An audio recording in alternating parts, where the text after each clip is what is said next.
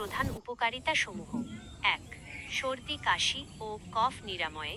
সর্দি লেগে বুকে কফ জমে গেলে হাতিসুর গাছের পাতার রস সামান্য গরম করে 1 চা চামচ পরিমাণ মধুর সাথে মিশিয়ে খেলে দ্রুত আরাম পাওয়া যায়।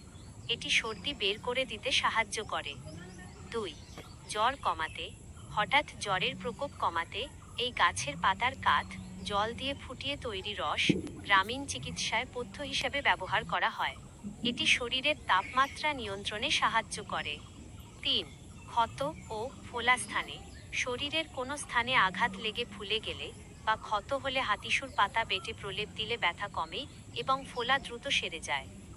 এতে থাকা অ্যান্টি ইনফ্লেমেটরি উপাদান ফোলা কমাতে কার্যকর। ৪. বিষাক্ত পোকামাকড়ের কামড়ে, বিচ্ছু, বোলতা বা বিষাক্ত কোনো পোকা কামড়ালে সেই স্থানে হাতিসুরের পাতার রস লাগালে জ্বালা পোড়া ও বিষক্রিয়া দ্রুত হ্রাস পায়। ৫. চর্মরোগ বা একজিমায়।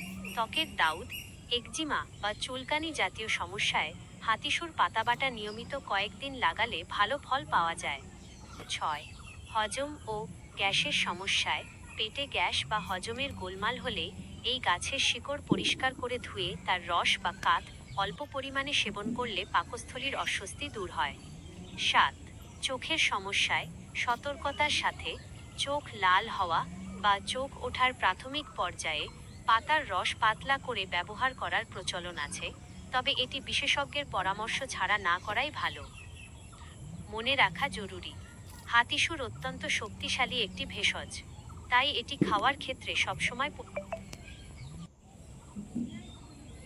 পরিমাণের দিকে খেয়াল রাখতে হয়।